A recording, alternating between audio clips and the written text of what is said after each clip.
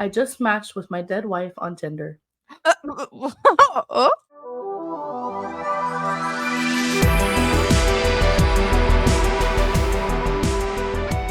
Welcome back. We're your host, Savannah. And Kaylin. Hey guys, welcome back to another episode of Two Candid Cousins. We are on episode 16. And today we have another special guest again, Faith. Welcome, Yeah. Faith. Thanks for joining us. We're doing a Halloween special this time, and we're just going to be drinking and telling scary stories, and we got some other fun stuff planned. So, yeah. Yeah. I'm so excited. I Me can't believe we're on too. episode 16 already. I know, we're almost at 20. That's insane. I did not think we'd be able to keep it up for so long. Us and our ADHD asses. Haven't missed an episode, even though well, I have been a little compromised. A little bit, just a little bit. I've been a little sick, but we're feeling good. We're feeling spicy today, so That's great. And we have Kaylin and Faith as vampires today. Y'all are looking cool and sexy and bloody. I love it. How long did that take y'all? Oh, like 2 hours. Yeah. Oh my god. Y'all but crazy. if you were fucking around with the teeth, then it would Yeah. have took like an hour. Yeah, totally. And I'm supposed to be a Hogwarts student. Y'all can't see my whole outfit, but it's really cute. Little schoolgirl, little Hogwarts, little witchy. I vote stand up and give us a spin. Oh god. I can't even do that. I don't even have any room behind me. But maybe I'll, take a little picture and we can link it or something. I don't know. Oh, we'll there see. We go. That sounds good. What house are you? What do you say? What house are you? Ravenclaw. Interesting. Every time I've taken a test, I've gotten Ravenclaw every single time. What? I was totally see you with like a Hufflepuff. That's what everyone thinks, but no. Really? I got the smarts, not the humor. You know what I mean? No, Ricky got Hufflepuff, which I can totally see. So yeah. Well, that's cool. Yeah. So how's your week been? But like besides being sick, I think you should share your little haunted house story. Oh yeah, okay. So we went to Sir Henry's Haunted Trail, and it's this cute little local attraction, and they're pretty much set up like a town square. And every year they have 3 different haunted houses, and each of them has like a backstory and a different theme. Like last year, I think one was like a vampire house, and then they always do like a water themed one, like a water witch or just something like that. I love that. But this year they amped it up a lot. They had like a werewolf house. Guys, that one was terrifying. Like literally you go through this whole town and you have like a chapel that you have to go into and there's like candles everywhere and it's dark. And there's like this priest like this. And then you have to go through a village and there's these villagers that are bloody and they're screaming. They're like, he's coming to get me. The werewolf, the wolf, he's here.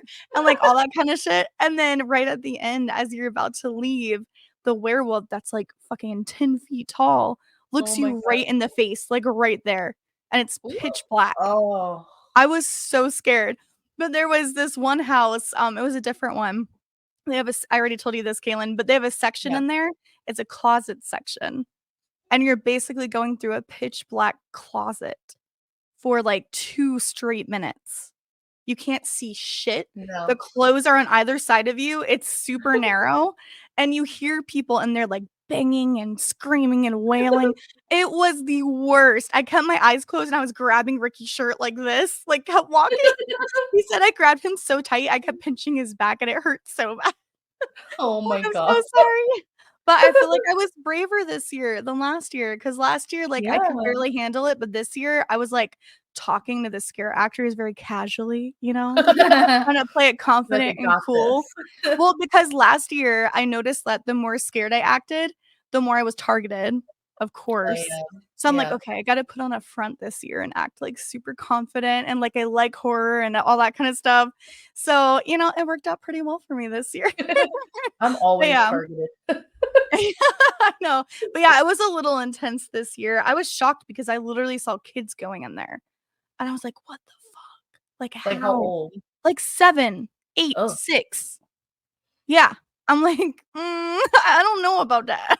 Or you're like, I'm so brave. I know, right? I'm like, damn it, these kids can do it. I can do it. But yeah, it was pretty fun. We go every year, and this was our 3rd year, and it's like our tradition. And we always get a like souvenir cup and a sticker. It's like our thing. Oh, that's So cool. it was really fun. Are you guys doing anything for Halloween?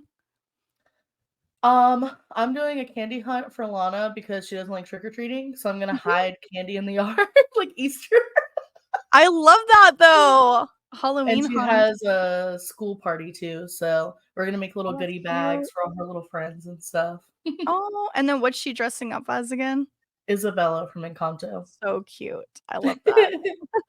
Are you doing anything, Faith? Yeah, I'm just gonna hand out candy with Timmy and possibly have a little drink or two and watch scary movies. But besides that, pretty That's fun. That's fun. Well, if you guys don't have anything else to talk about, I think we could get started. What do you think? Yeah, I'm down. All right. What you got for us, Savannah? All right. So the first story I have, it's a little lengthy. It's actually kind of like an article, like a descriptive article. Did Faith make a face? Okay, you're gonna have to edit that out. I have We're not. It's staying. it's the teeth is so bad. I can't. Just took her thing out. You have to keep that in, Kaylin. You have to.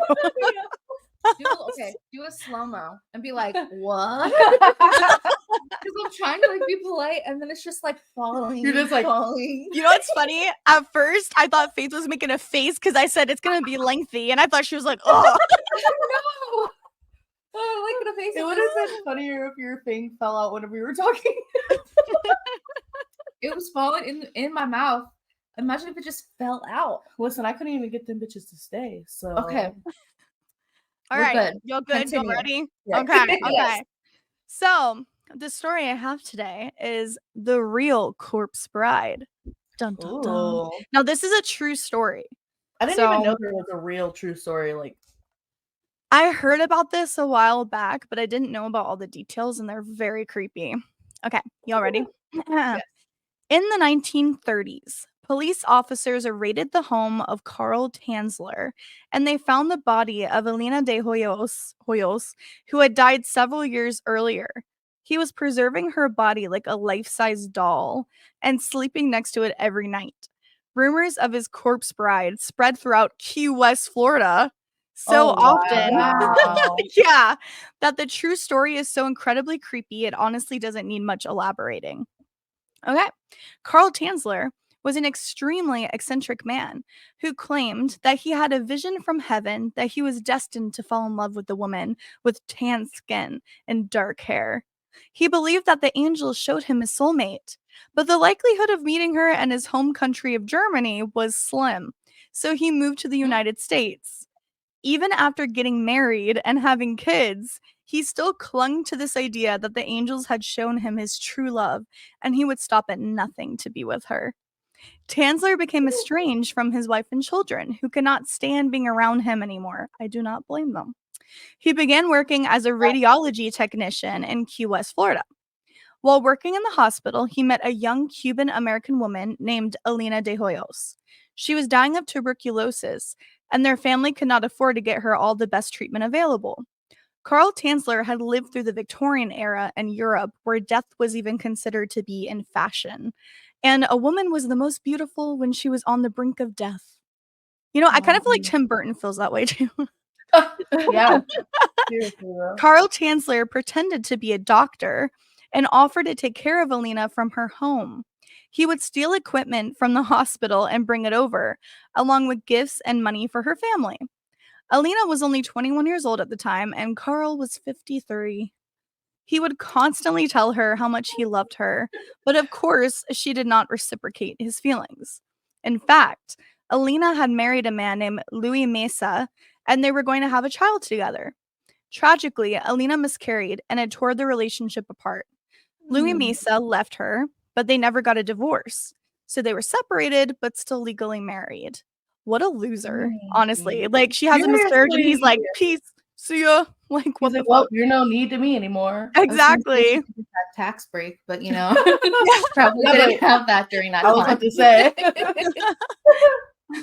On top of the fact that both of them were married to other people, English was the second language for both of them, so it's questionable how much they were able to actually get to know one another. This one-sided infatuation was so strong, though, Tansler tried experiments on her with things he stole from the hospital in his attempt to heal her, but for all we know, he could have made things worse. When Alina died in 1931, Carl offered to pay for her funeral. Instead of giving her a normal underground burial, he paid for her to have an elaborate tomb that had a door on the front. He kept the only key, so he was able to visit her every single night. He would inject her body with more formaldehyde on nearly a daily basis to keep her looking alive for as long as possible. He would sit with her for hours, talking and potentially doing some other acts with her corpse. Ugh. After 2 years of visiting her every single day, he started to believe that he could hear Alina's voice calling to him, begging to be released from the tomb. He decided to bring her body back to his house where he could take care of her. Ugh. Her body was falling apart, and her state of decomposition was very noticeable once he got her back to his house by dragging her corpse in a toy wagon. Once he Wow. was back home, he began stuffing her body with wire coat hangers in place of bones, glass eyes in her sockets, and even made a wig out of her real hair. He would use oils and tonics to try to help the smell, and slept next to her corpse every night. After a while, she no longer looked anything like the real Alina. It looked like a life-size dummy that was crudely made to resemble her. Its unblinking eyes resembled a doll, and her skin was stretched, waxy, and filled with chemicals. Tansler would Ugh. prop up Alina's body in chairs, and he slept next to it every single night as if she were actually his wife. The hospital figured out that he was stealing supplies and expensive equipment from them, and he got fired. He survived by receiving money in the mail from his estranged wife. He lived in a shack that was barely a shelter, which he also used as his workshop. With the money he got from his real wife, Tansler would go out and buy women's clothes so he could dress up Alina in clothes, very literally like a life-size doll that was rotting in the Florida heat. As if Ugh. this wasn't crazy enough, Carl Tansler believed that if he took Alina's body into space, the radiation would bring her back to life. Kind of like electricity What running the through Frankenstein's monster. He built a spaceship that he planned to take into space one day. He called this Alina's airship. Of course, he would never be able to have the technology to bring it into space. This was years before the first man would even walk on the moon, so the idea that he could build a spaceship in his own backyard was even crazier than it sounds. His neighbors began to get very suspicious because he was living alone, and yet he was spotted buying clothes for his wife. Some witnesses also saw Yeah. him through his window. Yeah, I know. Some witnesses also saw him through his window dancing with what looked to be a life-size dummy. Once someone finally figured out what was going on, they called the police and Carl Tansler was arrested. When he was finally caught, it had been 7 whole years since he committed the grave robbery and started living with Wow. Alina's corpse. 7 years. That's insane. How? I What don't the understand heck? how her body did not explode. Like, I know. Literally. he pumped her with formaldehyde and it deteriorates the skin in such a rapid rate. I don't, Right. I can't put it together. Did he have his like Wait. AC on like fucking 50? There's literally pictures too, which I didn't even think to like send them so I could show Ooh. them on here, but I'll link to them and then I'll send it to you guys real quick when I'm done. I'm Yeah, almost done. and I'll put it on I'll put it on here. Yeah. So he was interviewed after he was arrested, he was interviewed by a psychologist who declared that he was mentally incompetent as well. Yeah. The statute of limitations was already up, so he was set free. And to the outside world, they just saw this as a loony, eccentric old man who just really missed his wife.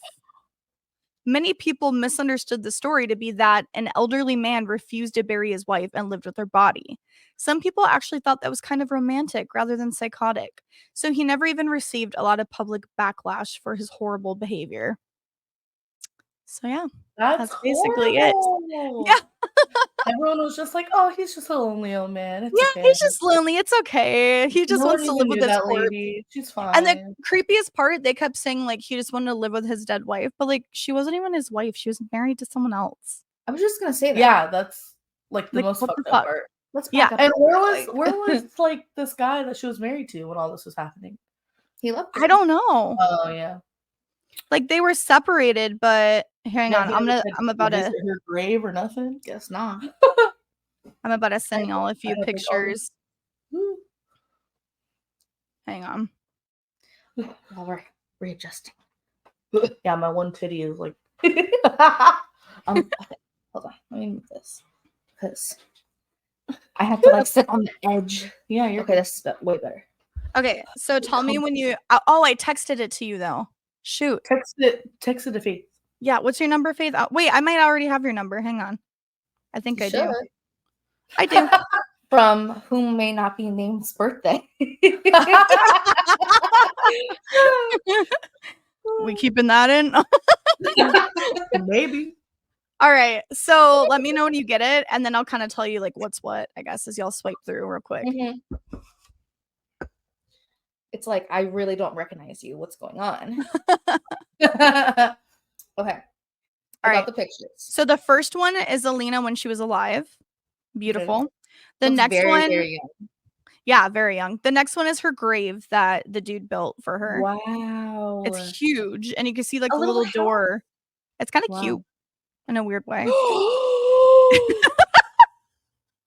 No. I was waiting for that reaction. Y'all can kind of No. guess what that is.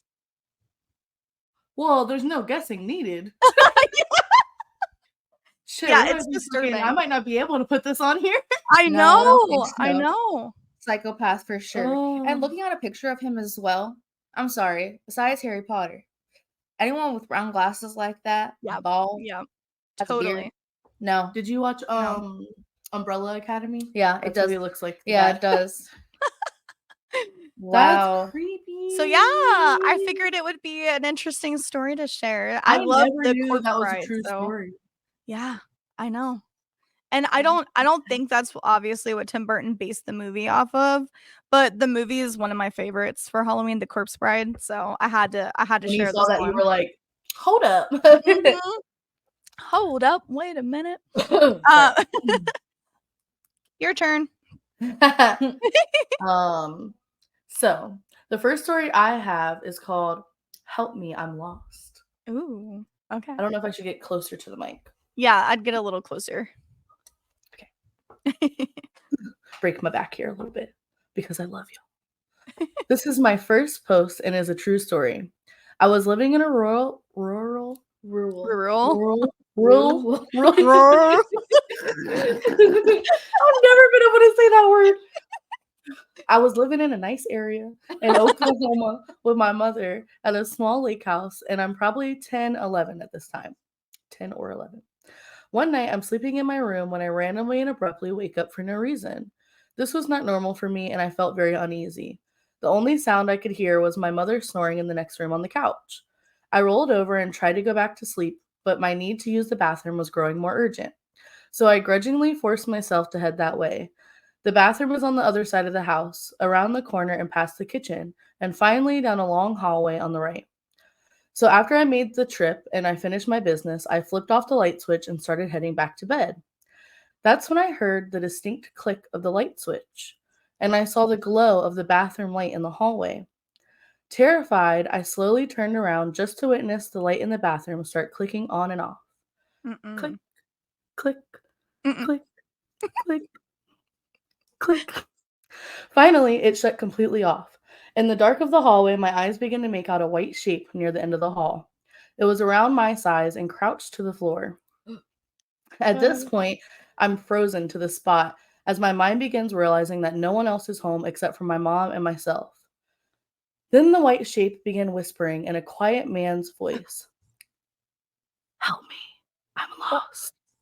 I remember wanting to scream for my mom, but I couldn't, and instead I barely said, "No."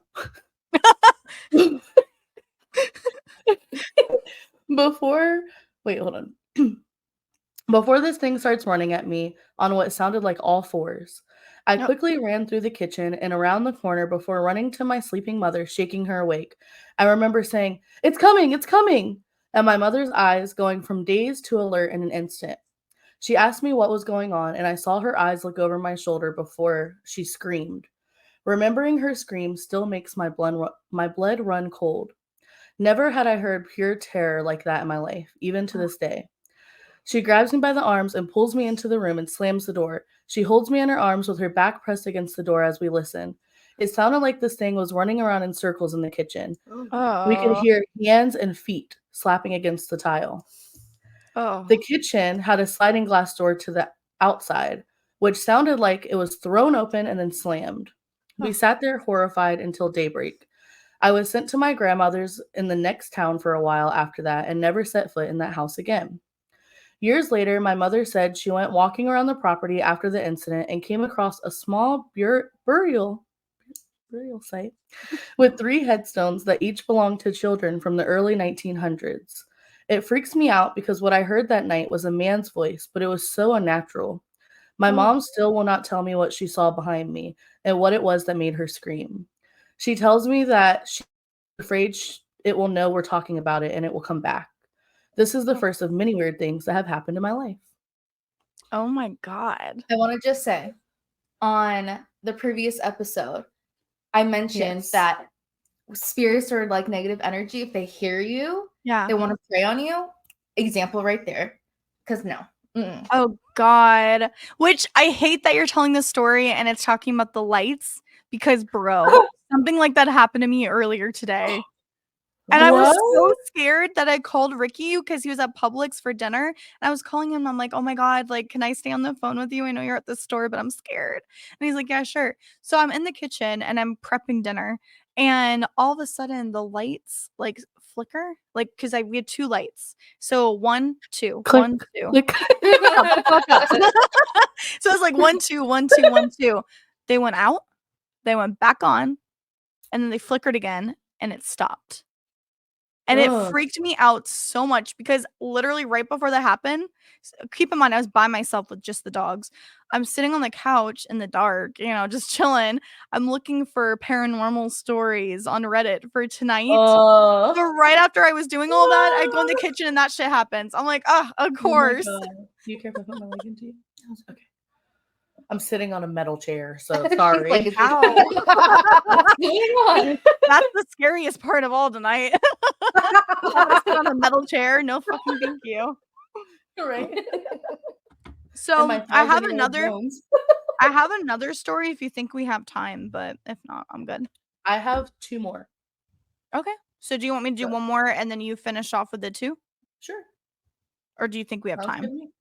I Yeah, think we we got have plenty of time. time. Okay. So I'm gonna send Faith this Okay. picture. Oh, Like- I'm scared. Not the giggle. Yeah, right. So the story's gonna be based off of that picture, basically. I don't like it. Yeah, I like don't it. either. I don't like it either. Ugh. So the title is I'm worried about my daughter's safety. And that was the Those- picture that she linked. Those fingers? What's going I on? don't like it. I don't like it. And Lana's Ugh. just getting to the phase where she draws like that, like, God. That's why I thought this one would hit like, home. Okay. She put, hello, I couldn't sleep, so I thought now would be a good time to post this. So I have an 8-year-old daughter. I will be calling her Liana for the sake of my child's privacy. I am a single father. Oh, it's the dad. Oops. I'm a single father, and it hasn't always been easy, but we have managed before the start of COVID. We had moved into a new house in northern Germany, which is close to my parents. Soon after we settled in, Liana started to tell me about her new friend quickly, telling me only she could see him. I brushed it off as she's always been creative. And since we were under lockdown, I thought it was normal, especially since one of my friend's sons had also had an imaginary friend. Throughout the next few months, she would tell me about him, how he would come to play with her once I put her to bed. And he knew magic, and his favorite color was blue. I started to get a little worried as she seemed to know a lot about this friend. At first, I just thought it was because she was missing her real friends and my parents.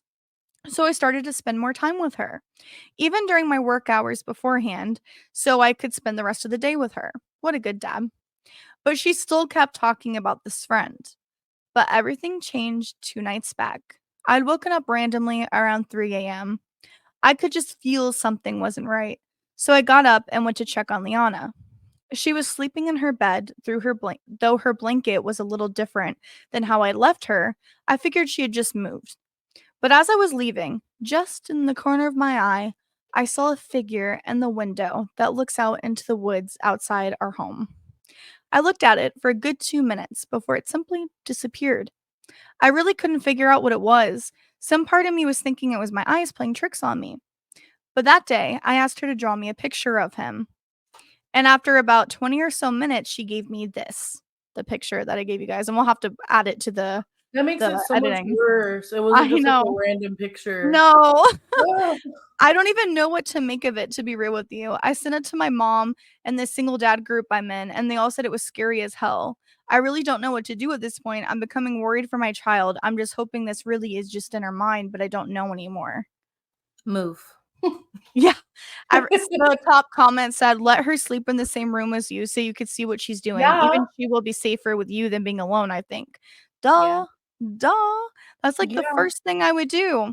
I mean, Seriously. what do you guys think it is? No, the first thing I would do is get the fuck out of that house.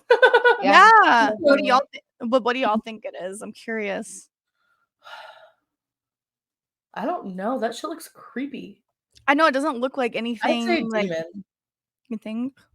You go straight to demon. What the fuck? I want to go straight to demon. Honestly, I don't like it. Whenever you said he saw a figure from the corner of his eye, I thought you said finger. But what's really throwing me off is like the blonde looking hair. Can you guys see that? Yeah. Yeah. Like think- why? I think it's just trying to play into something that she knows. Oh. So maybe if there's to prey on her, Yeah. and like she's holding that person or thing's hand in the Yeah. picture, Yeah. so it's clearly trying to manipulate her to believe Yeah. that we're all cool. I do Yeah. magic. But Like she's clearly comfortable with it. It's not Yeah. something that she's been Yeah. scared about or, afraid of. And like you said, she's holding hands. So Now I will say, Lana has drawn me before and made me Okay. look like a fucking demon. But she didn't say it was her dad, though. He said, draw what you But I'm saw. saying, I know, but I'm saying like kids sometimes just draw crazy because that's just how they fucking draw. Not Yeah, I saying get what that you're it wasn't saying. some creepy shit because the vibes, like he saw Yeah. some shit, so obviously Yeah. like Yeah. it's Yeah. creepy. No, I But totally get what you're saying, though. The thing that's throwing me Girl. off is like, because I would think the same thing, but if you look closely at the mouth, it's like this, not like a that's really fucking smile. creepy.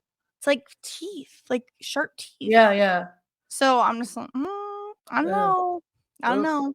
I don't know about that. That shit creeps me out the most. Like whenever I have a kid, if I have a kid, like I'm terrified of that happening. Like my kid being like, I have an imaginary friend, and then it being like like demon or some shit. You're like, well, now oh we my don't God. have a house. Now we're homeless. Renovated. Savannah went straight to homeless. I'm broke right now. That's where my mind goes. Hey, we're being realistic. Right? Oh my God. No, I would definitely just tell, no matter if it was like my kid or not, a child, and they Yeah. saw something that was trying to befriend them. Yeah. I mean, you really have to play it like based on the kid themselves. Yeah. But trust your gut, and if you don't feel like mommy or daddy or TT or Tio would like be friends with it, don't. Yeah. Yeah. So no, Lana loves being the villain. she really does. Listen, I sleep with one eye open around here. So this story that I have is written. It's not a true Okay. story, but Okay. it's still really well done. So I was like, okay, it fits the vibe. So it's called I Found a Tape of a Woman Being Killed. Oh. So it says, I was at my grandmother's house, helping my grandmother move furniture around. She became my mother figure after the death of my mother when I was a young child, and I have been staying with her ever since my car accident. My grandmother helped nurse me back into health, so I made an effort to alleviate her of any and all physical task. I felt it was the least I could do. It was in the attic when I accidentally knocked over a box. The box was filled with VHS tapes, with the farthest dating back to 1990. All that was written on them was the year. There was a TV in the attic as well because we used the attic as more like a functioning room than a storage space. So I decided to play the oldest tape. I expected to see happy memories, home videos, scenery, anything other than this. Mm. The video starts with whoever's holding the camera, filming a woman sitting alone at a small table at a coffee shop. She's reading. The camera was zoomed in on her hair glowing in the light, fixed. The tape then skips to a new setting, in what looks like downtown Chicago somewhere. I can see the back of the same woman from before walking down the street, oblivious to the person trailing and filming behind her. The sky is now dark and gray, and I can see lights from passing cars glinting off her shiny boots. The camera is clambering and rubbing it up against the jacket of the cameraman. He or she is not far from her, but is far enough away to show that he or she is not with her, clearly stalking her. The scene lasted maybe 5 minutes of the monotonous walking until it shifted to the woman, now bound and stowed in the trunk of a car. Ah. She was taped up and unable to speak. All I could hear was the sound of heavy rainfall accompanied by her screaming and crying. Her muffled panic broke my heart in two. My spine became frozen. I couldn't open my eyes any wider. Any moment the film could shift to something so much more grotesque, so morbid, so life-changing, and I could do nothing but watch in horror. I saw a black-gloved, covered hand sprout from behind the camera, slam the trunk closed, trapping her inside. It's now clearly night. The next scene skips to the woman, now beaten and bloody while tied to a chair. Oh. The location looks to be a warehouse somewhere, the only light coming from a single fluorescent bulb above the woman, illuminating pools of crimson red blood at her feet. The camera is steadily held, so much that it seems to be propped up by a stand. I can hear the poor woman moaning in pain under the tape covering her mouth. I can also hear something shifting around on the concrete, like someone adjusting their stance. It seemed manic. I could hear clambering of metal, like tools being packed or unpacked from a bag. My stomach now fully turned. The stalker then walks into frame, showing his back. His head was completely covered in a I don't know how to say this word. It's called Balaclava? What? I'm trying. It's the proper word for a ski mask. It's called a balaclava. Oh, balaclava. At least that's how I say Okay. it. So He carried a blade in his right hand. My heart completely halted. The stalker held her drooping head up, tilted her face upward, and began to slice her throat from left ear all the way to the right. ew. Oh, She gross. squirmed and gargled in her desperate and Ugh. useless attempt to survive. I had never seen so much blood in my life. The killer then takes off his mask and stares into the camera, flashing a toothy grin. The film then abruptly stops. I was held in place by my now shot nerves. My blood slowed into stillness, completely discoloring my body in almost corpse-like white. My grandmother was watching me. She shakenly tried to console me from across the room, struggling to form words through the river of tears streaming down her face. She said she didn't want me to ever be reminded of who I was before my accident. Oh, what? Wait, What I is- was expecting it to be the grandma. Nope. Oh God, that's a good one.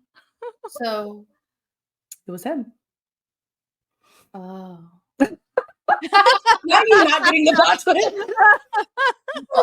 I misunderstood it. It's okay. It's okay. Yeah. So it tells that he like takes the mask off, but it doesn't say what he saw, Oh. and it was him because he got it earlier in the story. It says that he was in a bad accident, I think and that she nursed him back to health. I think that if it was real, that like that person would go into psychosis and definitely become a serial killer again. Oh yeah, Like, absolutely. Hey, but Yeah, my grandma that's really saying that pulled shit. through. I don't know What? many family members. She was that like, would do "Word, that. you got in an accident and you're normal now. We'll give you a shot." Let's just medicate you. It kind of reminds me a little bit of the most recent season of You. Did you Yes. You know where I he know. forgot? He was like Yeah. killing and he forgot that he was doing yes, it. Like, I did. Yes, I did. yeah, that's Yeah, what it reminds me of. Ooh, It's a good story. it creeped me out. I was literally like on the toilet. I was just like, Now, what if you were watching that? Like, let's say this is a real scenario. If you were watching that, would you continue or would you just stop and go to the police? Oh, I would Like, stop and go to the police, but then I ended up getting right? myself in trouble. At what point though? And then like, yeah, you don't know it's you. Well, I'm gonna be in some shit then. Because if I see a woman in the trunk and I find that at my house, I'm definitely just handing that in. Yeah. Yeah. No, good. Maybe I need to be locked up if it was me. I don't know. Yes, a great point. Great Just point. saying. Grandma Like, trying to help you. if I'm moral enough to be like, to stop the tape and be like, I'm taking this to the police, and then I find out it's me, then it makes sense that I'd probably want to be arrested. I'd just be like, oh, I'm sorry. Change. So the question is, do you think I'm gonna get in trouble for having this on YouTube or TikTok? We're gonna knock on wood. No. Because we're not putting those pictures up. No. Yeah. Yeah. You mean demonetize? Or yeah. Demonetize. Bitch, please monetize us. I'm dead. So don't you have one more? Oh, I forgot you don't have another one. Sorry. No. Sorry. No, you're good. I thought the first one was gonna take longer. That's not like reading it. Okay, so this one's a little shorter. Fun. It didn't send. Okay, pause. I'm gonna pause the recording real quick. Okay. Okay, so are you ready? I'm ready. Are you ready for it? Are you ready for this? Okay, so this one's called I Just Matched with My Dead Wife on Tinder. Wow. I had numbly swiped left so many times in a row, I almost missed it. I wish I had. My wife, Allison, had been dead for 2 full years. Yet there she was, on Tinder, smiling at me, in a photo I have never seen, looking older than she did when she passed. All of the air went out of the room. I skimmed through the rest of her profile. There was no writing, but 3 other pictures of my dead wife I had never seen before, including one with the Statue of Liberty behind her, even though I knew she had never been to New York City. At least to my knowledge. The profile had the right name. If my wife had just kept living after July 2020, but her location was 9 miles away. Wait, so I'm sorry. She had the same name as his wife, though? It wasn't a different name? Yep, she had the same name as his wife, and it was July 2020, but her location was 9 miles away. Oh, okay. I slept right and breathed for the first time in nearly 2 minutes. I struggled to sleep for the next 48 hours, never getting a match. Ready to message Tinder and tell them someone was impersonating my beloved dead wife on their app and doing some kind of magical Photoshop to put her in pictures that never existed. The match came at 3:33 a.m. Lighting up my phone, I was already awake. The match came with a message, just a simple, "Hi." The absolute worst in any situation, let alone this one. Whoa. I mashed the letters on my phone as hard and as fast as I could. Who is this? Why are you doing this? And where did you get these pictures of my wife? She died of cervical cancer 2 years ago, you monster. I had to wait for another 24 hours before I got an answer. It came in the middle of the night again. Derek, I miss you. I'm sorry for what happened. That was it. Sorry for what happened? She died of natural causes she in no way could have controlled. And was I supposed to believe that my dead wife's spirit decided to inhabit a Tinder profile to hit me up on it? I got another message as these thoughts ran through my head. Are you home? What? What the fuck?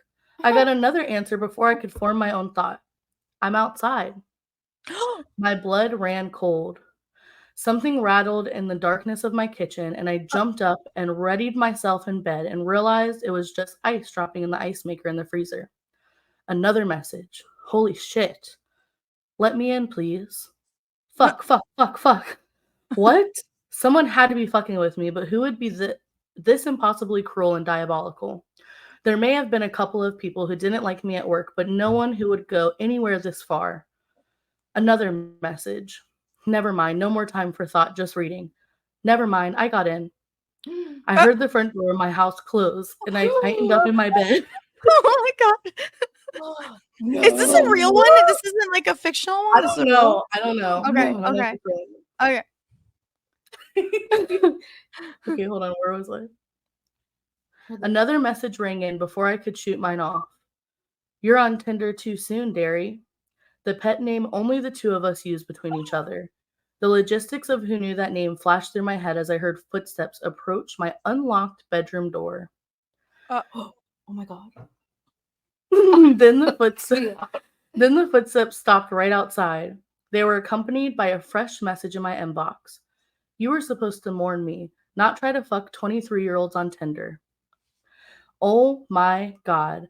I realized right there that it was even following Allison's drunk quirk to impeccably punctuate any kind of message. Wait, hold on. It didn't say drunk. I'm drunk, apparently. I realized right there that it was even following Allison's quirk to impeccably punctuate any kind of message, even if it didn't matter. Putting the dashes into 23-year-old. I spoke, finally. Allison, I'm sorry. I love you. I miss you. I've been sick to my stomach for 2 years, but I had to move on. I threw up most mornings for almost a year. I was wrecked. I couldn't work. I couldn't do anything, but I'm finally starting to put it together. I pleaded into the wood of my bedroom door. My throat went dry. I couldn't speak anymore, too choked up, just like I had been when I tried to give Allison's eulogy. I'm fucking sorry. Everything hurts. Every day. You're my only love forever. I barely got the words out. I couldn't hear or see anything, but I could sense someone out there on the other side of the door. Then I couldn't. Then I heard Then I heard footsteps walk away. Then I heard the door close again. I checked the app. I had a message waiting for me. Okay, goodbye, XO. I felt like my spine tried to climb out of my body. My entire being went numb. I couldn't feel anything either than an odd disconnect pain. It was her. I walked out to the front door and looked outside. There were no signs of life. I went back to my phone in the bedroom. Allison's profile had been deleted. I felt okay until a couple of nights ago after I came back from a date with a 26-year-old I met off Tinder. I came home tipsy after a few drinks and a makeout session in my car, on a high. I checked the app to see the photos of the girls who hold on. I checked the app to see the photos of the girl whose tongue had just been in my mouth and noticed that I had a new like. I had my account on premium so I could see who it was. It was Allison again, but with the same profile. She was only 1 mile away. I swiped right. Let's see where it goes. Okay, so this reminds me, I just had to look it up. This reminds me so much of a movie called The Night House. It's on Netflix. Ooh. If you guys ever watched it, it's a good, like, very suspenseful type of series. Yes, I love those. Okay, I like those better. Right, Yeah, me too. So her husband ends up killing himself. Okay. But in the house that he built for her, she ends up finding this whole other floor plan, but it mirrored her house. Oh, wow. So while she's dealing with her husband's death, a full-time teacher finds this. She starts to get text messages about, I love you, I miss you, and then also some sexual things as well. So she freaks out because only he would know these things. Yeah. And it actually ends up being an entity in her house that the husband was trying to make sure never got to her. No. Yes. Spoiler alert. Yes. Spoiler alert. Yes. But the ending is crazy, so I won't disclose that. Yeah. So he built a whole other floor I gotta plan, watch that. and she finds the other floor plan. It's real. It's not like finished or anything. But he basically made a maze to trap this entity. So it would not get to him and it wouldn't get to her. Yeah. That makes sense. Yeah. Oh So my god. For sure. Yeah. Besides the Tinder. Yeah. Wow, what the heck? Yeah. Stumbled upon that like late at night. It was really creepy. Cool to top off our wine? Yeah. Okay. 1 second. Yeah, you're good. Yeah, I don't know if that one was true or not. I mean, if it wasn't, it was written really well. Yeah, I'm guessing by the ending it probably wasn't, because it's more of like a suspenseful book type ending, you know what I mean? Yeah. Mm-hmm. Like, who knows? We'll see, you know? Yeah. I liked it, though. Apparently there was a couple edits. So I don't know. There were edits? Yeah. Huh. Oh, come on. That would give us more info. Do you want me to look and see if I can find any updates? Kinda, if you don't mind. Okay. Yeah, because Yeah. all I have is, like, 10, 15 minutes planned for the Oh, perfect. conspiracy thing, so we have time. Okay, hold on, let me email these to myself real quick. Okay. Someone wasn't ready. I didn't I'm fucking with you. Girl, I picked these out when I was pooping 5 minutes before we started. Exposed. My hips are like, sorry. And just my middle toe is asleep. Just your middle toe? That's really weird. That's so random. That's never happened to y'all? No! Never. Something's wrong with them nerves. Your middle toe doesn't like the metal chair, apparently. Apparently not. Okay. So, that was part 1 of 4. Oh. If you don't want to hear all 4 parts, skip to our conspiracy section. Okay, bye. Okay. I stepped on a dead bird when I walked out my front door to go to work in the morning. Ooh. Oh my god. Legit chill. Like, oh. Starting off with a bang. Right? I picked up my heel and looked down at a snuffed out robin that had just been underneath my boot. Oh. I thought nothing of it until I found another dead bird. This one, a fat, brown, little sparrow, deceased at my feet. The sparrow and the robin were just 2 of what looked to be a dozen dead birds strewn around the entry and front yard of my home. This couldn't have been an accident. My pet name for my wife was Birdie. I took the lead this time, messaging Allison on Tinder. Who is this really, and why are you doing this? I've been through enough already. Like, bitch, you don't believe by this point? I know, right? I had to sweat out the longest day of work of my life without an answer. I was numbly eating my signature dinner of spaghetti carbonara that I would make with just 5 ingredients in just 15 minutes when I got it. I miss the smell of your carbonara. It's me. I could tell you something that only I would know. Allison shot another message before I could reply. Your secret favorite song is All Too Well by Taylor Swift. Hey. Shit. I have never told another soul that. Gratefully so. Another message from Allison before I could think more. I miss you so much, Derry. You really made my life special. I tried to hang on. You were the last thing I thought of, and it made me happy. I truly felt loved. I could feel your hand holding me strong. Sorry I couldn't hang on. My throat went dry, and tears fell on my phone screen as I read her message a few times. Those last moments we shared at her bed at the hospital. That rhythmic beep of the heart monitor still played in my head.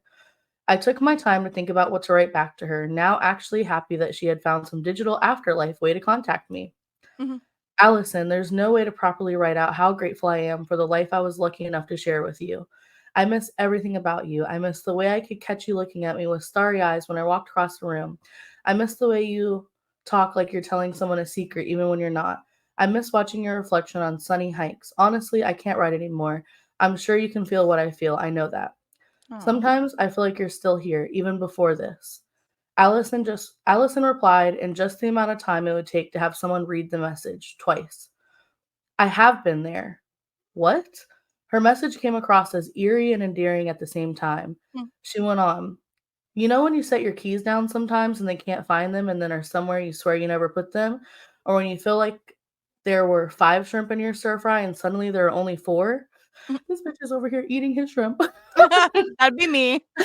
You'll be like, you making shrimp after I died? Come eat it. Okay. Have you ever felt warmer all of a sudden when you're crying on a rainy night? It was at that moment I realized I hadn't turned the lights on in the house, but it was almost nightfall. I sat there in the dark, crying into my congealed spaghetti, wondering if Allison was watching me right there or if this was just the world's cruelest prank.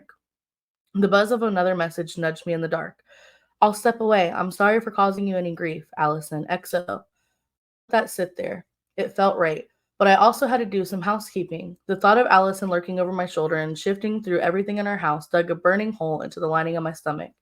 I grabbed my computer, went out to my car, and drove into the town. I stopped into the parking lot of the nearest grocery store. I took out my computer and started deleting everything I would never want Allison to find on my computer or my phone. Random old corn I had downloaded, Some pictures with a couple of flings I embarked on since she passed. It honestly wasn't that much. I was back home in less than 20 minutes. Everything felt right until I went to open our bedroom door and found a small pair of red underwear wrapped around the handle. The image of their former owner burned into my mind and turned my entire head red in a flash. I saw the girl in my mind. Small, bubbly, very drunk, at the bar I went to with my high school friends. She was there with her friends from high school too. One thing led to another. We went back to my house and spent the night together. I think she could pick up on the sadness inside me and tried to cheer me up by leaving her racy, he meant lacy, underwear on the floor like she forgot them. I threw them somewhere in my closet and forgot about them. Honestly, I started to panic. I started to think of a response, but I also started to feel like I had downed an entire bottle. I also started to feel like I had downed an entire bottle of NyQuil. My thoughts got slow. My eyelids got heavy. Every muscle in my body became sluggish. I felt drugged. I dropped down hard on the floor, unable to even make it to the bed. Lying on the floor, struggling to just stay awake, I felt my phone vibrate in my pocket. I used the last of my strength to reach into my pocket and get my phone out. I had a message from Allison, which I was able to read on my home screen. I'm glad I put what I did in your dinner when you weren't looking, after what I found when you left guilty. We loved each other, Derry. Why did you do things like that? My final molecules of waking energy were enough for me to take in that message. Then I passed out. I woke up on the floor hours later, still groggy but alive. The very first thing I did when I woke up was check Tinder. Allison's profile was deleted. What the fuck? So that's part 2. Wow. This bitch drugged him. It was the shrimp. It's always the shrimp. You snuck something in the congealed pasta. The congealed pasta. What does congealed even mean? Do y'all know? Well, no, I'm glad I'm not the fucking only one. It means like when your food sits and it gets all like icky. Gross. So moist.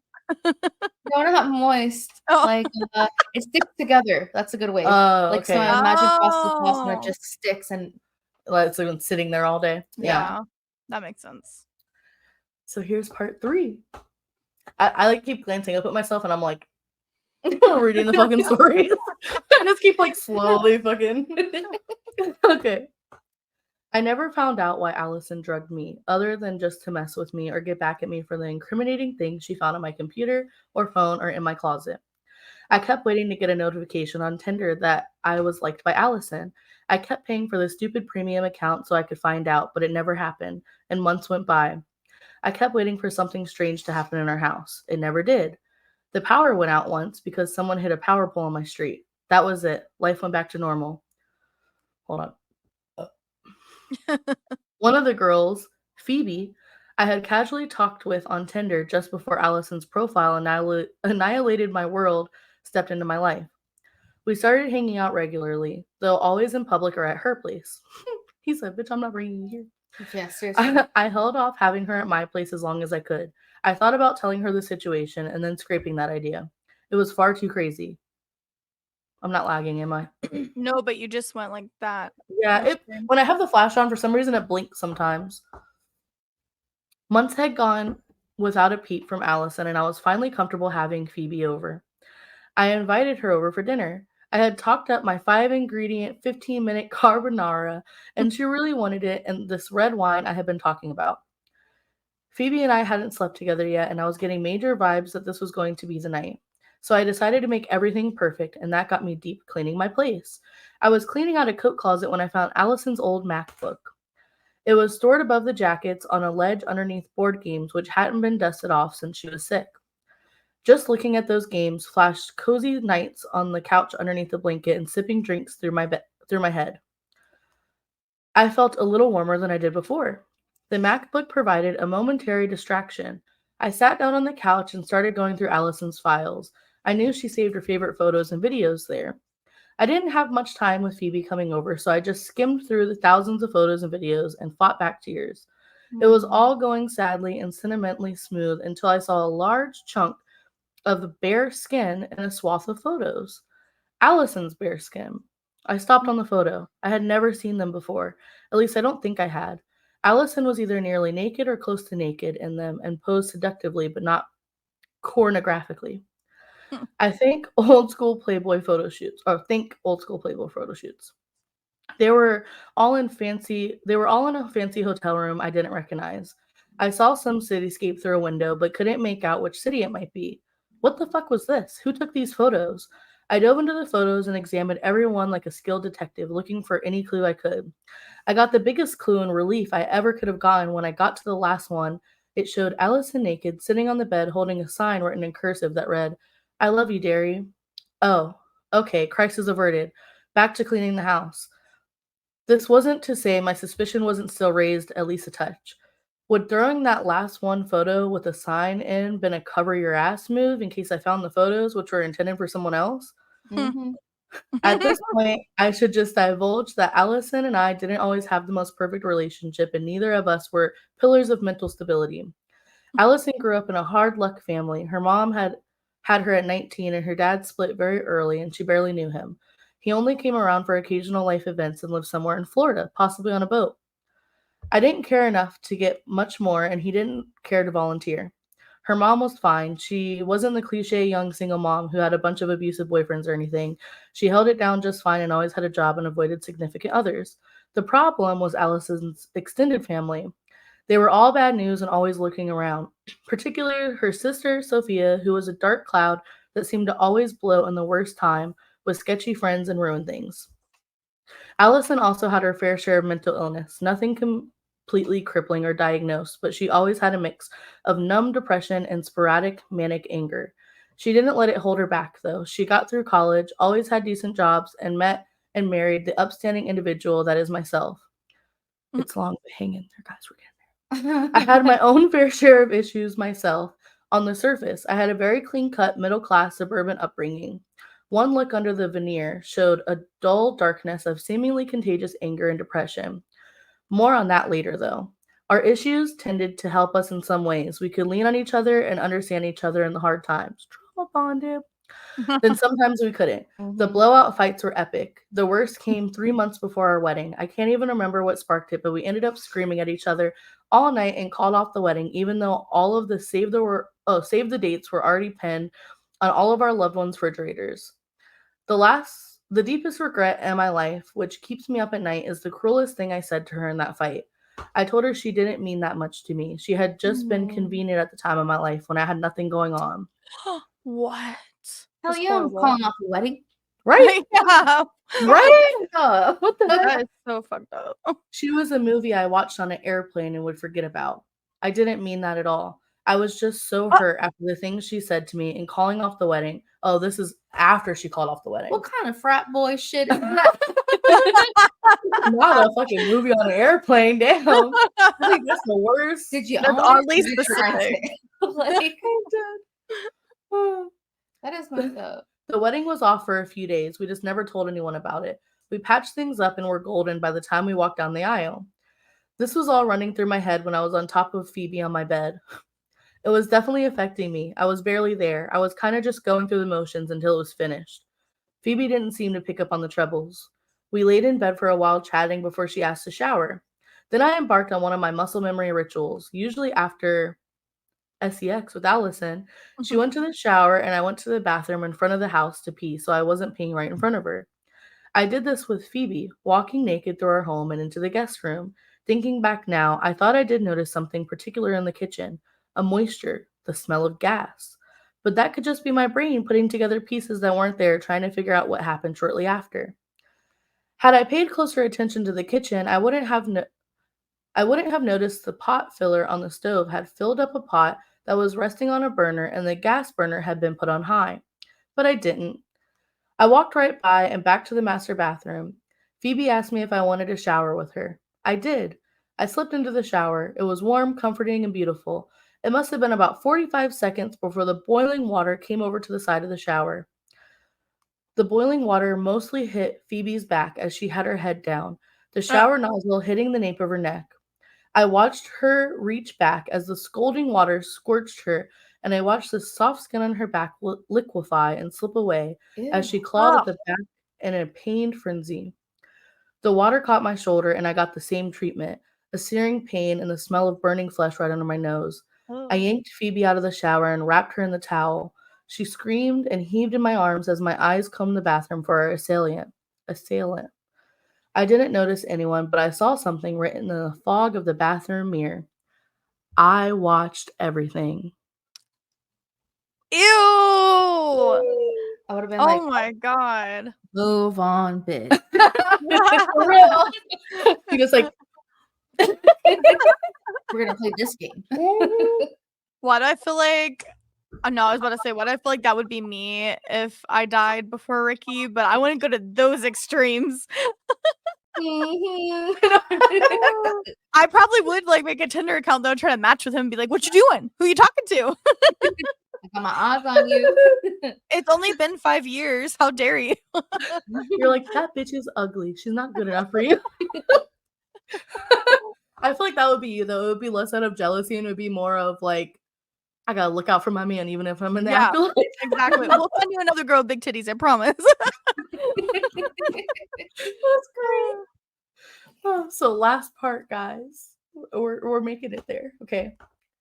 Phoebe thankfully accepted that the shower incident was an issue with the water heater. What? Which is dumb. Like, what?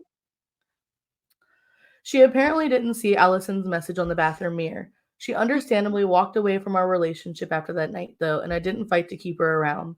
I needed a break from anything intense anyway. A few weeks later, I woke in the middle of the night to the sound of a baby crying. I knew where it was coming from, and I knew why it was there. Allison wanted nothing more than to have a baby, and I wanted to give that to her. We tried shortly after getting married, and it didn't take long to get pregnant. She knew it was a girl. We painted the guest room pink. We bought girls' baby clothes and a pink crib. Sorry if y'all bitches cry.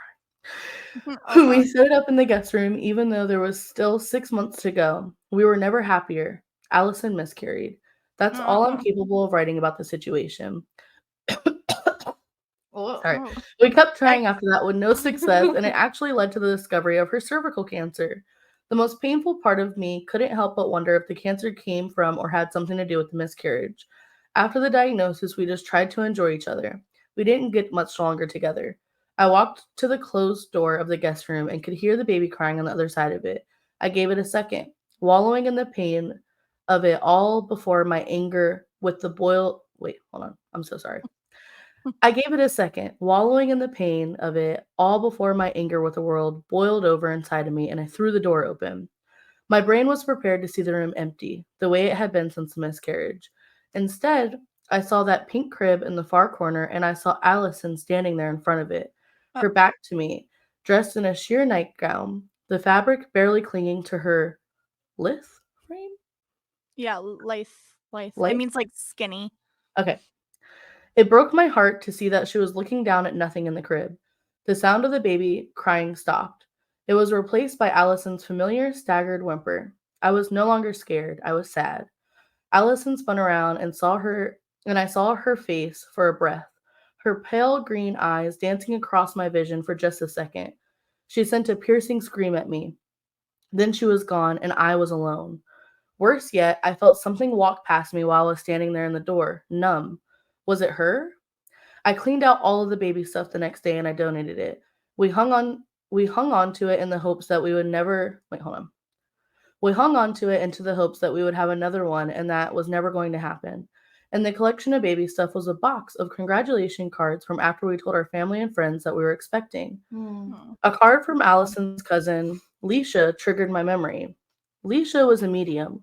The skeptic in me wanted to write Leisha off, but I hadn't told her I was coming, and she had photos of Allison and I ready waiting on her work table in the living room that smelled like stale weed. She told me she knew I was coming. Allison hadn't contacted her, but she had felt her presence in the weeks before. Leisha explained to me that some point in the history of their family tree that Allison's family crossed something they should not have crossed, and their bloodline was infected by a curse that carried all through every member of the family. It seemed that even those who weren't as afflicted by the internal demons as others, like Allison, something tragic always happened to them. Fatal car accidents, brain tumors, heart attacks at a young age, cervical cancer, everyone was dragged down into darkness somehow, even if they tried to fight it by succeeding in life.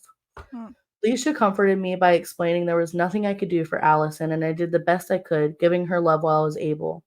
She held my hand while explaining all of this. I told Leisha about what had been happening with me and Allison. She took a long hit off of a vape after apologizing for doing so, and she shook her long, frizzy hair into her face. She gave herself some time to connect with whatever she was channeling, and she squeezed my hand impossibly hard for a woman who looked like she couldn't have been more than 100 pounds soaking wet. Leisha explained that Allison's family being around when she passed onto the other side was not a good thing.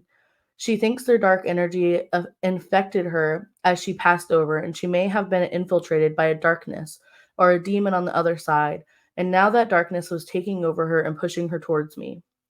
She also explained that darkness or demon lived in the cancer that killed her, and it may have been affecting her from the very first sprout of it, getting into her brain, creating that anger that hurt our relationship. She insinuated something about the miscarriage but stopped herself. She went into that ghosts are souls that feel unresolved with her life and the world and linger trying to hang on to it. And demons can act like parasites, using those lingering ghosts to get back into the negativity affect the living world. Oh, and negatively affect the living world. This may have been what was going on with Allison. Leisha explained the only way to start keeping the last shreds of Allison's stolen and shredded spirit was to get rid of every single thing I was holding on to that was hers, physically and digitally. I didn't want to do it. She assured me it was the only way. She also said I had to get rid of the tattoo Allison gave me. What? Leisha gave me a mirror and showed me the tiniest little letter A sketched in black ink on my left earlobe. I remembered a scab and pain there just after the boiling water incident in the shower.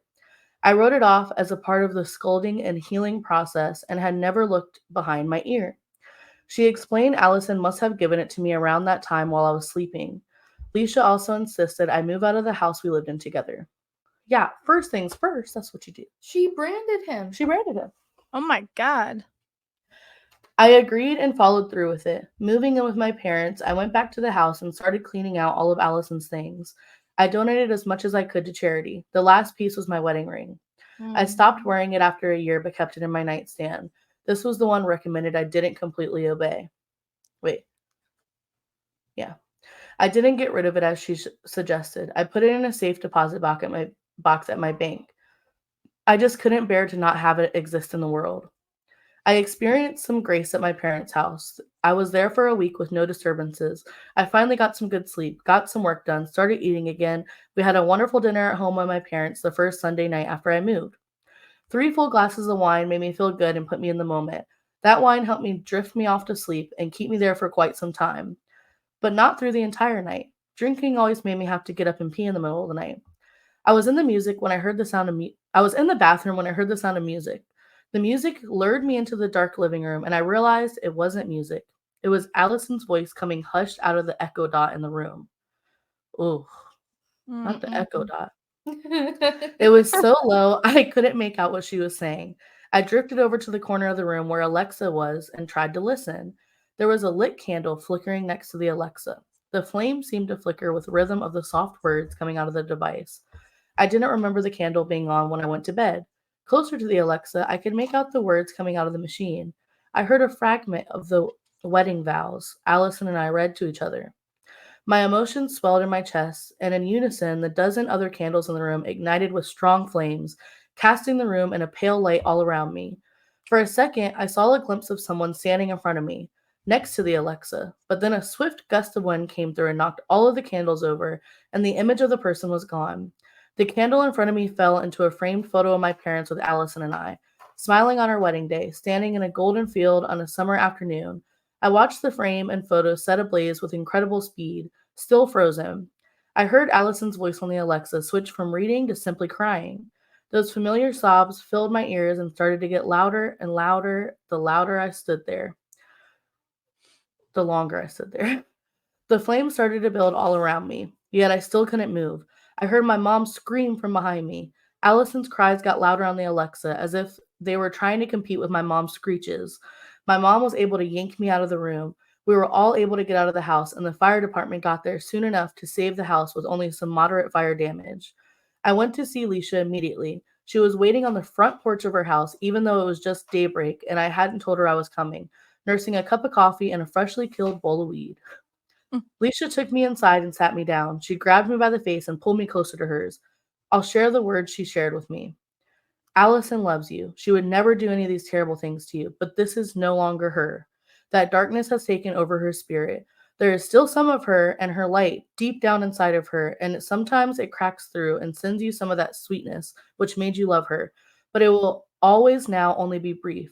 You can't hang on anymore. You can't keep her in your mind, your heart, and that's the only place she can live for you. Otherwise, this evil spirit will take you down with it, and you'll both be haunted. I had to let go of that wedding ring. I went back to our house. I remembered there was one more thing in addition to the wedding ring of Allison's I hadn't brought myself to purge yet. I also had to get rid of. Allison always wore the same perfume. I left a bottle in the bathroom back at the house because I couldn't bring myself to throw it out. Keeping her scent was one of the things I really didn't want to lose. I would spray it periodically to remember her.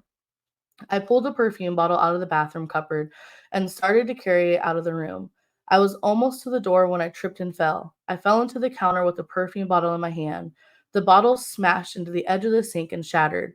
A jagged edge of the bottle slashed across my hand, ripping open my palm. Some of the liquid of the perfume splashed up onto my face, landing in my mouth, stinging my tongue. I straight up inhaled some of the perfume, choked on it, coughed profusely, and sneezed and cut my hand, trying to stop the bleeding. And squeezed my cut hand, trying to stop the bleeding. Allison's perfume seeped into my body through the cuts in my hand, and the liquid soaked in my mouth. I shook it off. The wounds in my hand didn't require stitches, and that awful taste did eventually evaporate. Did eventually evaporate off my tongue. I went to the bank and got into my safe deposit box. The only thing in there was my white gold wedding band, staring at me as soon as I slid open the drawer. I scooped it out of the drawer and slipped it onto my ring finger. How loose the ring was on my finger crushed me. Allison was an excellent cook, and not having her around cooking for me and my general depression, Jesus, since she got sick, had whittled down the girth of my finger. The thing would barely even stay on my finger. I intended to take the thing right back off. I didn't. Yet I walked out of the bank with it on. That's when the descent started. I was living in a hotel room with the fire damage in my parents' house was repaired. It was one of those mid-range chain hotels by the airport without the least bit of charm or life and perpetually dim. The room was at the top floor and the very end of the hallway, and it became my dark sanctuary from the world. I stopped going to work. I stopped going out with parents. No friends, no apps, just me sitting in my room and barely turning on the lights. I can hardly even remember what happened during that time. It's like a movie I can vaguely remember watching. Bits and pieces come to me, and I can see little snippets of time that they feel like I'm watching my life, not participating in it. What I do remember is a dark feeling, being locked in that room in the dark with just my thoughts and emotions, and those feelings were painful and destructive. I thought about breaking the window and jumping out. I thought about drowning myself in the bathtub or throwing the TV plugged into the bathtub while I was in it. I thought about the steak knife that came with my room service one night and what I could do with it. My parents and Leisha rescued me. They came to my door one night and wouldn't let me not come out. Leisha took a photo to show me how terrible I looked. Sunken dark eyes, ashen skin, my hair coated with grease. I looked like a person who had been living on the street instead of a Holiday Inn Express. But then came the worst part. I had only been in the room for a little over 48 hours. It was like my deterioration was in a warp drive. I had seemed to age 10 years in a day. Whatever came into me through that perfume had carried me to hell. My parents were major skeptics and were freaked out about Leisha contacting them because she was worried about me. However, they were completely understanding and open-minded about the dark power of everything that had happened with Allison, so they let Leisha in the room with me, alone. Leisha examined me with a horrified look on her face the entire time. I was just starting to come to the dire nature of the faces and sounds she was making that were throwing me into a panic. Leisha was going to have to do an exorcism. Sorry, guys, this is the whole movie, okay? The power of the darkness was going too deep inside of me to do anything else. Going and throwing my wedding ring into the river wasn't going to be enough at this point. I thought that was going to mean just lighting some candles, burning some sage, holding some crosses, and making some pleas to the Holy Spirit. Leisha quickly informed me this was not the case. I watched as Leisha pulled out a syringe, a vial of clear liquid, and a little rubber hose, a setup that looked like it would be for shooting heroin. She told me the liquid was holy water, and she pulled out a blindfold. I didn't believe in God, so how was holy water going to work? She explained the darkness would be affected by something that simply believes in being clean, being holy, being a light, and not dark. Holy water was the best she could do, for even though, hold on, we're not reading the Bible here, guys. It was the best she could do for that, even though she didn't believe in God either. Leisha blindfolded me and tied me to the bed. I didn't know it was coming when she slipped that syringe into my arm. I got the biggest head rush of my life, and when I dropped the plunger down and I felt myself melt into the soft mattress of the bed, I suddenly couldn't move. Everything was dark, but I felt like I was riding on Space Mountain, cutting through the darkness at breakneck speed. Then it all started to slow, and a familiar voice drilled into the back of my head. It was Allison, the old Allison. Derry? Her soft voice, kind again, floored me. I couldn't answer before she spoke to me again. What happened? I took in a deep breath that felt like I inhaled the entire universe into my suddenly heavy chest. I started communicating back to Allison's spirit in the void. You've been torturing me. You've ruined my life. You have to stop. You have to let go of me. But please don't let go of me. It couldn't hurt more to do what I had to do. I was surprised I was strong enough to start forming the statements in my head that I did. I won't forget you, but I have to let go, Birdie. I will never forget you. I will let go of my hold on you, and you have to let go too. She didn't respond. Please, Birdie, I have to go on. I'm falling apart. That's not me who is torturing you. I know your pain. I love you. My clear head allowed me to feel something I didn't think I could have felt without Leisha's assistance. I could feel the darkness steeping in, like it was filling her blood. I felt like I was getting injected to her, like the holy water gone into me when she took those pregnant pauses. I could feel the rage building. I could feel it sucking me into. Hold on. I could feel it sucking me into myself. I started to lose my cool. She stopped placing words into my mind, and instead I fell into just feeling of her pulling me deeper into the hole I was in. I started to feel like I couldn't fight it anymore. Then the voice came into my head, but it was lower, colder, darker this time. Just stay with me. It was a dark whisper in my ear, and I wanted to give in to it. I could just let go. It would be easy. It would be nice to stay with her. I felt her nails dig into me, and something switched inside of me. The pain, the sting of it. It was familiar, and it woke me up. I'm sorry, I have to go. Allison stopped talking again. Instead, she just dug those nails deeper and deeper into me. But I fought it. I pushed myself away and into space, into nothing. I apologized one more time without words, and then I felt myself float away. I felt Allison's rage turn into sadness as we parted ways, and I could feel control start to come back into my body. I could feel it was her. This was not the family darkness, not what took over her, not that demon. It was just her, and she was saying goodbye now. Goodbye, Derry. I love you. I'm sorry. All of the feelings returned to my body, and just as I absorbed hearing what I always needed to hear, I was ready to go back. I could feel myself crossing back to being in that plane hotel room by the airport. Plane hotel room. I couldn't hear Alicia's voice calling me back. I didn't say anything, but I reached my arms out as far as I could, and for the slightest, softest of moments, I felt my hand brush against Allison's, feeling the rough scrape of the diamond of her engagement ring pressed into the inside of my hand. I woke up on the bed, Leisha's face pressed up against mine. Relief washed all over her face. How do you feel? She asked, plenty of worry still in her face. I felt the best I had in a really long time. I felt like I had truly exorcised the demon. Holy water could really do all that? I asked Leisha instead of answering her question. No, that was ketamine, but I just didn't want you to freak out. Yo, what? I don't think anything could have freaked me out that moment. I was ready to move on with my life for the first time in years. I'm writing this a few years after it all happened. It took me that long to really absorb and remember it all and be able to properly retell it. Things have returned to normal. I have a girlfriend, not from Tinder. I have a new house. I have a life. All I have left of Allison are the memories.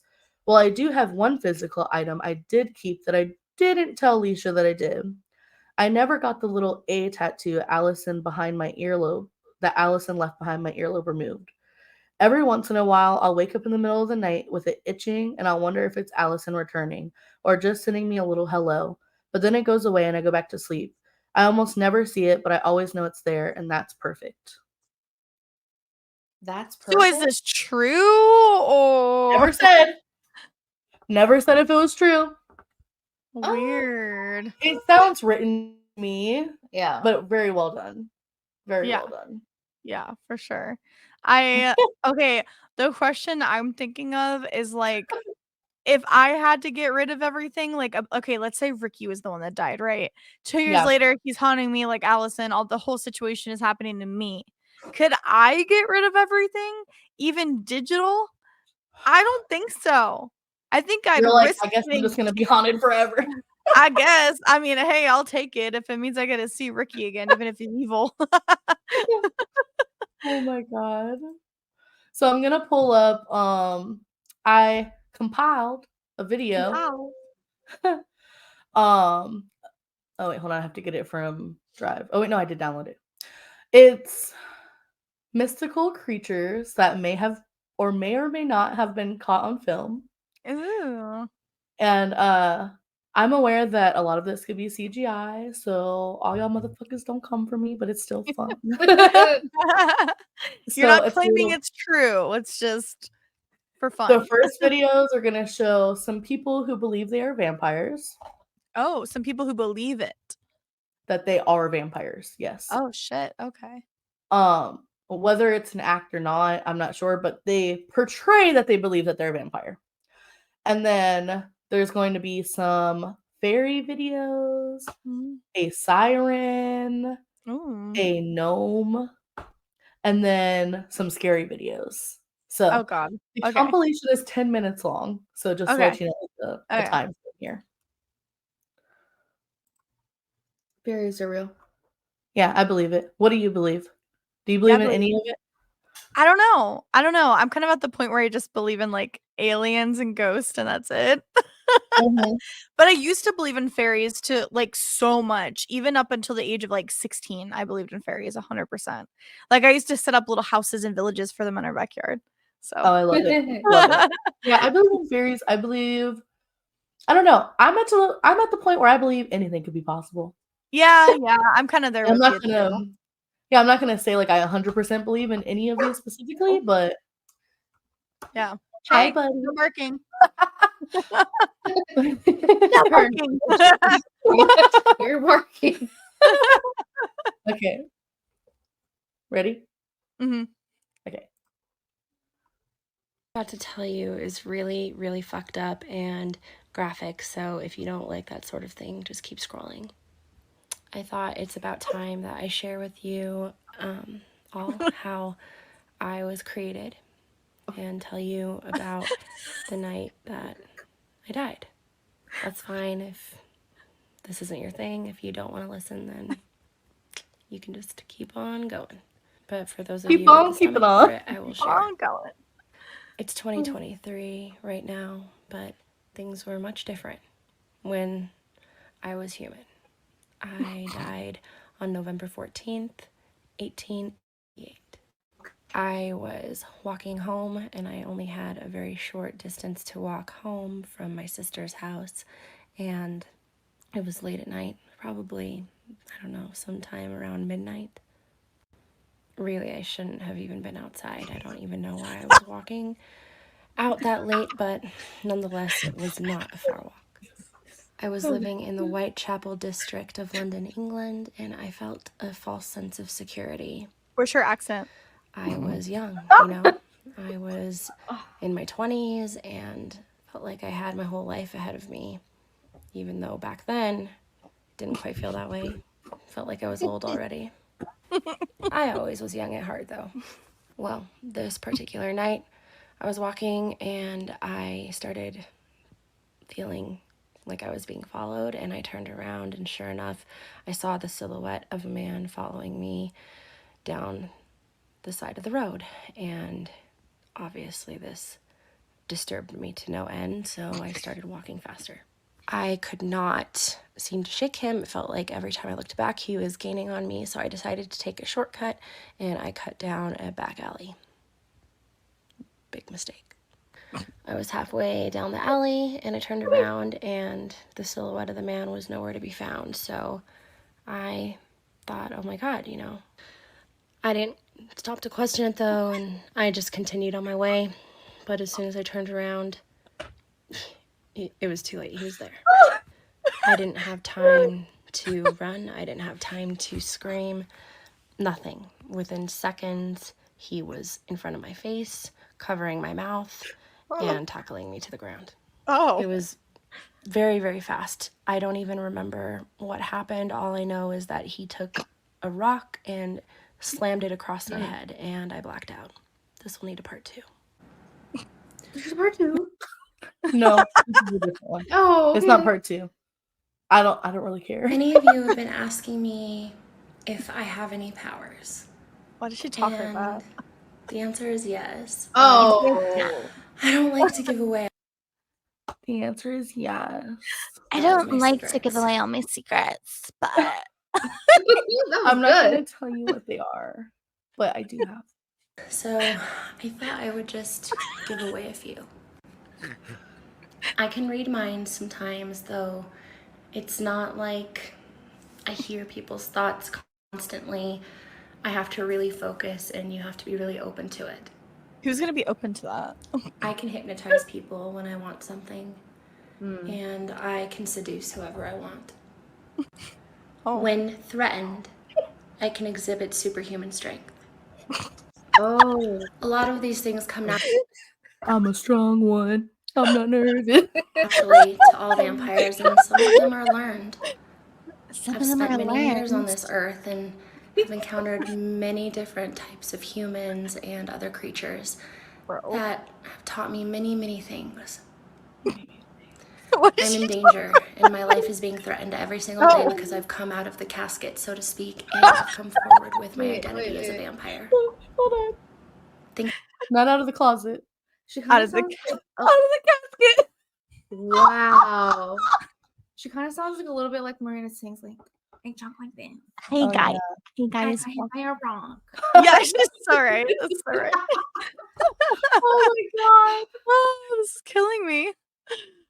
Think what you want, believe what you want. If you don't believe me, that's fine.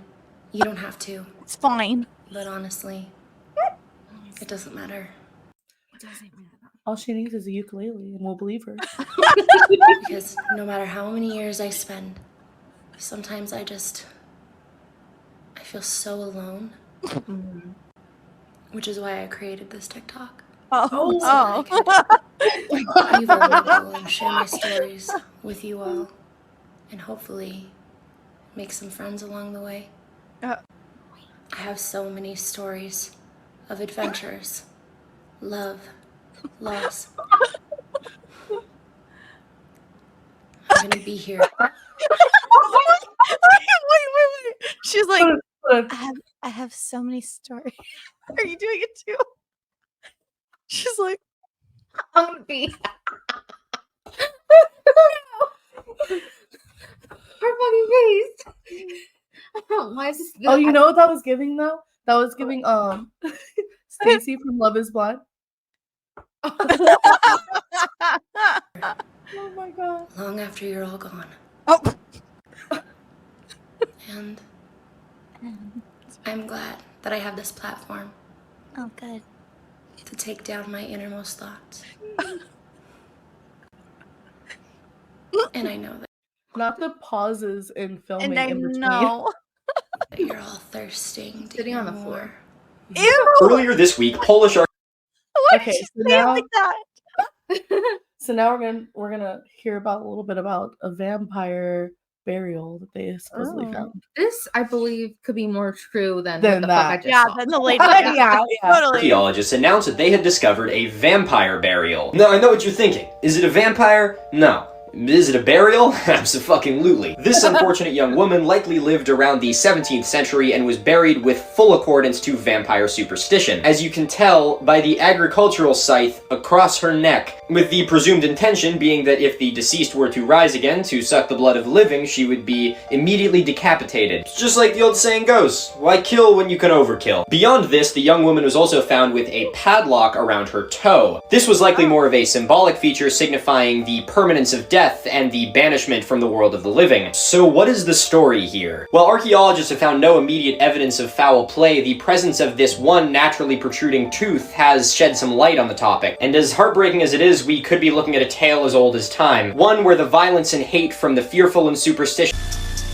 Oh, I didn't realize it was cut off. Sorry, guys. Well, that was So interesting. This guy, I don't know if he really believes he's a vampire, but I think he's just trolling like TikTok and he's using CGI. But if it is real, then that would be fucking crazy. But so someone was like, "Oh, those are retractable things." He posted a different video where he's like showing his fangs come out. So this is him like proving that they're not retractable things.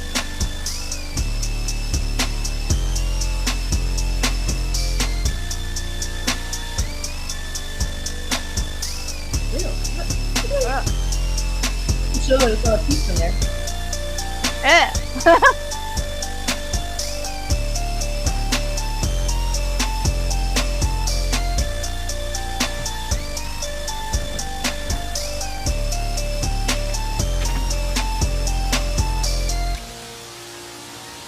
Isaac, what the fuck?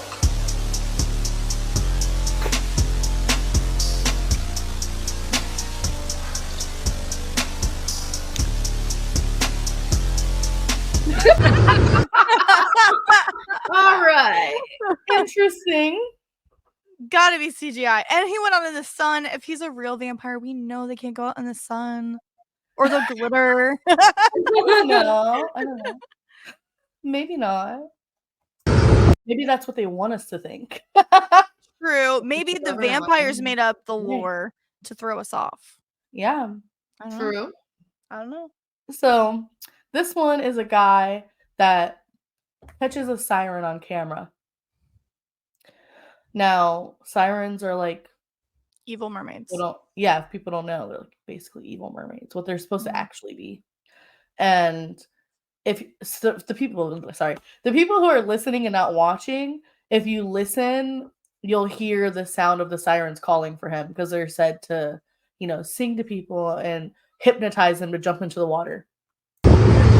And this guy works on a cruise, and he has multiple parts. I didn't put them all in here, but he has a lot of videos with his interactions with them.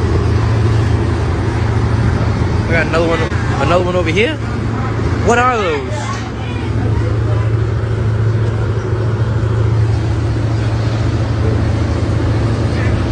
What the fuck's going on?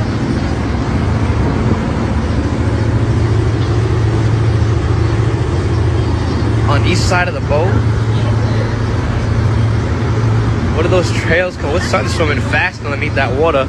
Something swimming real fast underneath that water. Underneath that water. I hear him. Where's she at? What the fuck is that noise, bro? What is that noise?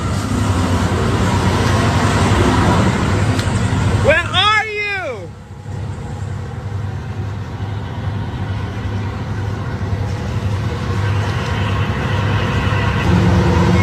This is crazy. I heard it. I heard it. I hear it.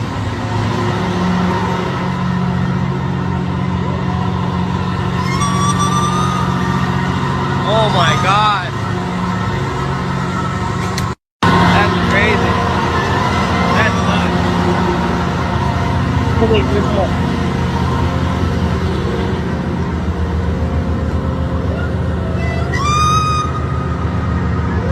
This video. I still. You heard it? Yeah, no, I definitely heard it. But if you ever look up what killer whales sound like, and when they're hunting, they do circle things too, like that. Ooh, that's a good point. But it looks really skinny and small to be a whale. That's true, but also the sound definitely. It is against a huge ship. So that's true. You have to think of it like comparison. True. That's true. Do I believe it's real? Yes. But do I believe that's a possibility? Also, yes. So. Yeah, definitely. Same. I believe sirens are or were real. Yeah, same with mermaids for me. But I don't know if that was real, but it's still intriguing. Yeah. And I'm like, okay, this is someone that works on a cruise ship all the time. So I'm like, for him to be freaked out, that's another reason I'm like, what part of the cruise ship is that? I've never seen a part of a cruise ship that or a like ship, that. A big ship. Yeah. Maybe it looks like he works on it or something. Yeah, he does. He does. Like, well, obviously, but But whatever it's called.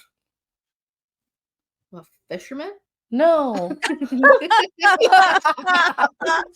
not that tipsy. Jeez.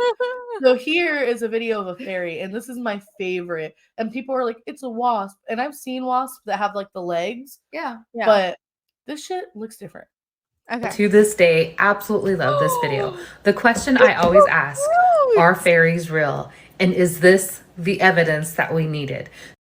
People are literally saying it's a wasp. I'm like, that is not a wasp. That is not a wasp. They're separated. It literally looks like legs. It's not little pointy tails. Well, there is a bug that has legs like that, but you can literally see like the head and everything. Yeah, and it's upright. Yeah. So this was released by a woman in 2020. She was going through the footage on her ring cam and she captured what looks to be like a fairy. Now, I've slowed down the video and I've actually froze in on certain panes of the video so you can see that full outline of what looks like to be a fairy. I love this video. I don't believe it's CGI. I actually think this is the real deal. But tell me what you think. Do you think this is a real fairy caught on ring cam? Yes. Look at that. Yes. Look at that. So happy. Come on. And the glow? The glow around it? Like, come on. That's Where's crazy. this at? I need to go there. I don't know. I'll find them. I'll find Tinder though. I will. Also, look at the wing shape. Yeah. Like, that's a different kind of wing shape. Yeah. I don't know. Look, legs, arms.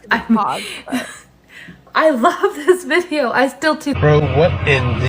Okay, now we're on to the scary videos, okay? Oh no. Skinwalkers are the real deal. Yeah. I believe in them 100%. Yeah. So the ever-loving shit am I looking at right Ooh, now? no. Kaylin! Dude, this kid's coming Kaylin! up. No! Like, hey, buddy. Are you okay? You can't be out here. now it could be a child, but the vibes is creepy. The way he ran, he's like... Where's your mommy? Hey, buddy. Holy shit, dude.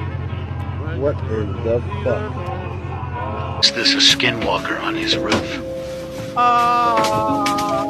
What?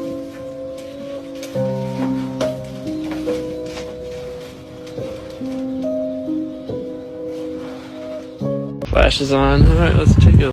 Oh, this one is fucking creepy. Oh no, Kaylin, how creepy. No. No, no.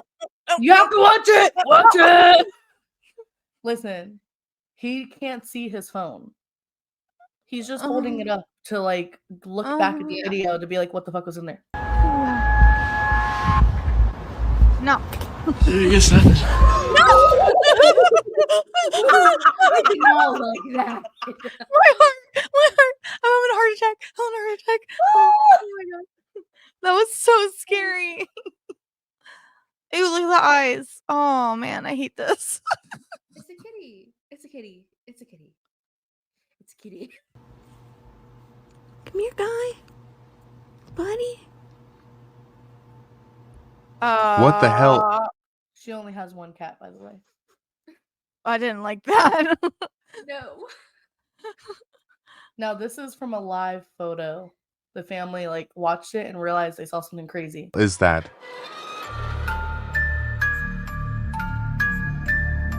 Ooh.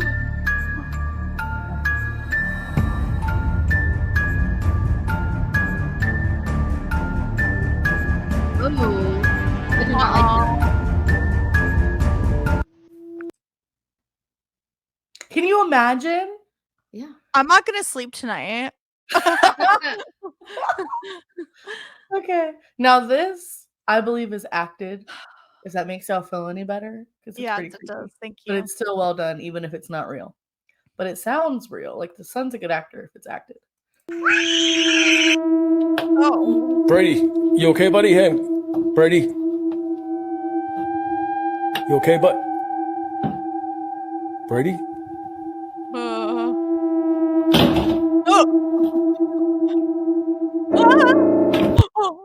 How did he do that? Huh? How'd the kid do that? Yeah, just enough time.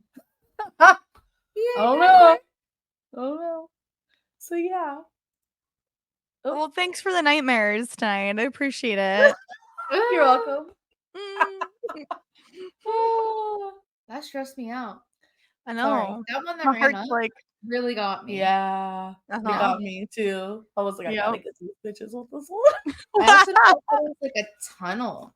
What's up with that? Why is there this weird ass closed off tunnel?